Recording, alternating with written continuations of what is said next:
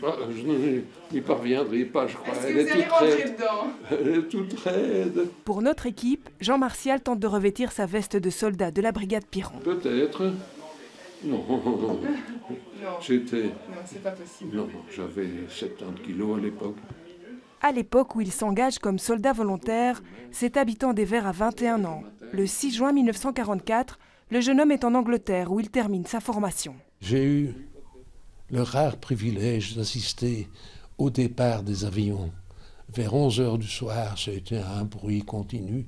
Le ciel était illuminé des feux d'avions parce qu'ils volaient tout feu allumé, évidemment, en pleine nuit. Et une flotte aussi importante qui partait de partout en Angleterre. C'est un souvenir. C'est le 7 août 1944 que Jean Martial rejoint les côtes de Normandie. La brigade Piron participe alors à la dernière offensive du débarquement, l'opération Paddle. Nous avons relevé des Anglais qui étaient là depuis le 6 juin, qui avaient tenu la position pour permettre la consolidation de la tête de pont.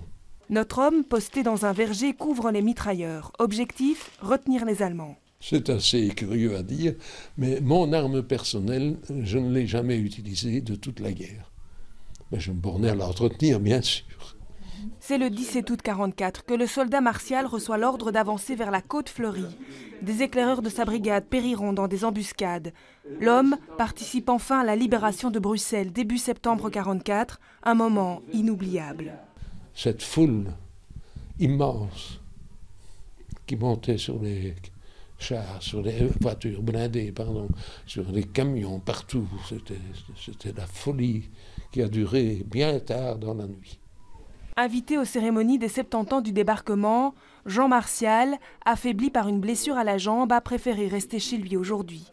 Mais sa volonté de perpétuer le souvenir de la brigade Piron est intacte. Il cherche toujours aujourd'hui des enfants d'anciens combattants bruxellois pour poursuivre son travail de mémoire.